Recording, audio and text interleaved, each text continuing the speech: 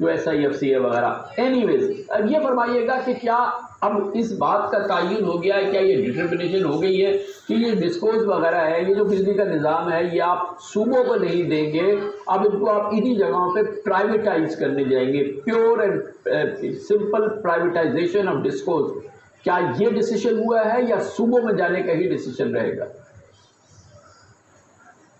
G thank you Kamran بھائی. آپ نے بالکل بجا فرمایا کہ اس میں بہت کنفیوژن تھی, لیکن کنفیوژن پچھلے کوئی 2 سال سے پاکستان میں چل رہی تھی. ڈفرینٹ اوقات میں کیبنٹس نے ڈفرینٹ فیصلے کیے ہیں. ایک فیصلہ تھا کہ جی پروونسز کو دے دیں, ایک فیصلہ تھا پرائیویٹائزیشن کر دیں, ایک فیصلہ تھا کہ اس کے لانگ ٹرم مینجمنٹ کانٹریکٹس دے دیں.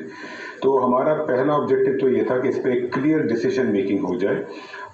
لیکن ابھی ہمیں صرف 6 ہفتے ہو گئے ہیں نگراں سیٹ اپ کو, اور ماشاءاللہ ان 6 ہفتوں میں اور بہت سارے کام ہیں جن پر میں آتا ہوں. لیکن جہاں تک ڈسکوز کا سوال ہے, کل یہ فیصلہ ہو گیا ہے کہ ہم پروونسز کو نہیں دے رہے. اس کی وجہ یہ ہے کہ عمران بھائی کہ پروونسز کو اگر دیتے بھی ہیں تو وہ اس کے لاسز میں شیئر کرنے کی کیپیسٹی بھی نہیں ہے, اور پروونسز کے اندر اگین ایک گورنمنٹ ہینڈ سے دوسرے گورنمنٹ ہینڈ میں جائیں گے.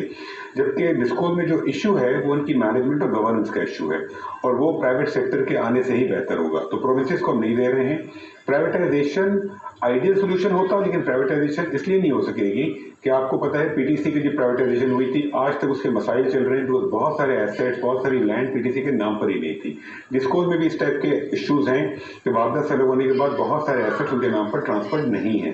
تو پرائیویٹائزیشن آپ اس لیے بھی نہیں کر سکتے. سیکنڈلی اگر آپ پرائیویٹائز کرنے جائیں گے تو ان کی کوئی اچھی قیمت بھی آج کی تاریخ میں نہیں ملے گی.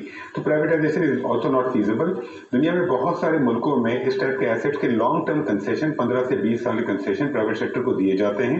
پرائیویٹ سیکٹر اس کو مینیج کرتا ہے, ان کے پاس ٹوٹل مینجمنٹ رائٹس ہوتے ہیں, اور ساتھ ساتھ ان کو وہ انویسٹمنٹ, اس کی امپرومنٹ سارا پرائیویٹ سیکٹر کرتا ہے. تو کل یہ فیصلہ ہو گیا ہے جو کہ بہت ہی ماشاءاللہ بہت ایک بڑا پروگریس ہے کہ ڈسکوز جو ہیں وہ لانگ ٹرم کنسیشن کے تحت ہم پرائیویٹ سیکٹر کو دیں گے تمام کے تمام ڈسکوز. اور اس میں ہم ورلڈ بینک اور IFC کے ساتھ آلریڈی ہم نے کام بھی شروع کر دیا ہے. تو دس از ناؤ ویری کلیئر کہ دیٹس دی وے فارورڈ. تو اس میں گورنمنٹ کا اسٹیک رہے گا؟ گورنمنٹ 100% گورنمنٹ کی اونرشپ رہے گی. گورنمنٹ اپنی اونرشپ نہیں بیچ رہی ہے, ان کی مینجمنٹ دے گی, اور جو KPIs ہوں گے ان کے پرفارمنس ٹارگیٹ پرائیویٹ سیکٹر کے, اور جس طریقے سے وہ لاسز کم کرتے جائیں گے ان کو بھی ریوارڈ ملے گا اس کے اندر. تو آپ دیکھیں اگر 15-20 سال میں انشاءاللہ یہ سب کی ہیلتھ بہتر ہو جاتی ہے تو ہم بہت ہی اچھی قیمت پر ان کو بیچ سکیں. تو یہ کیا ماڈل ہے؟ یہ پرائیویٹ ایکوٹی بھی نہیں ہے, یہ KE ماڈل بھی نہیں ہے, تھوڑا سا اور ایکسپلین کریں نا. جی دیکھیں, اسلام آباد ایئرپورٹ جو دیا گیا ہے وہ لانگ ٹرم کنسیشن کے تھرو ہی دیا گیا ہے. دنیا میں بہت ملکوں میں, ایون انڈیا کے اندر, ساؤتھ امریکہ کے اندر, بہت سارے کنٹریز میں, سینٹرل ایشیا کچھ کنٹریز میں لانگ ٹرم کنسیشن جب پرائیویٹ سیکٹر کو دیا جاتا ہے تو پھر پرائیویٹ سیکٹر اپنا بورڈ اپوائنٹ کرتا ہے, اپنی مینجمنٹ لاتا ہے. جس طریقے سے KE کا اگر آپ ماڈل دیکھیں تو KE میں انہوں نے ہمیں پیسے دیے, ہم سے KE خرید لیا, پھر پوری مینجمنٹ خود انسٹال کی, خود چلایا. یہاں پر وہ ہمیں پیسے دے کر ہمارے شیئر نہیں خرید رہے, اونرشپ ہماری رہے گی, لیکن اس کو چلانے کے لیے مینجمنٹ لگانا, اس کی دیکھ بھال کرنا, اس میں امپروومنٹس لانا, اس میں انویسٹمنٹ کرنا پرائیویٹ سیکٹر کرے گا, اور اس کو جو امپروومنٹ آئے گی اس سے اس کو ریوارڈ ملے گا. اسلام آباد ایئرپورٹ کا ایگزیکٹلی سیم ماڈل ہے. دنیا میں بہت جگہ ہے, بڑا common model long term concession کا, اور کافی سکسیسفل ماڈل ہے. تو یہ فرمائیے گا کہ کیا اس میں انٹرنیشنل کمپنیز آ کے بڈ کریں گی؟ کیونکہ پاکستان میں کس کے پاس یہ جو آپ ماڈل دے رہے ہیں اس کا ایکسپیرینس ہے, کہ کون اس بات کا اہل ہے کہ آپ ان کے حوالے یہ ڈسکلوز کر دیں, وہ کون سی کمپنیز ہیں؟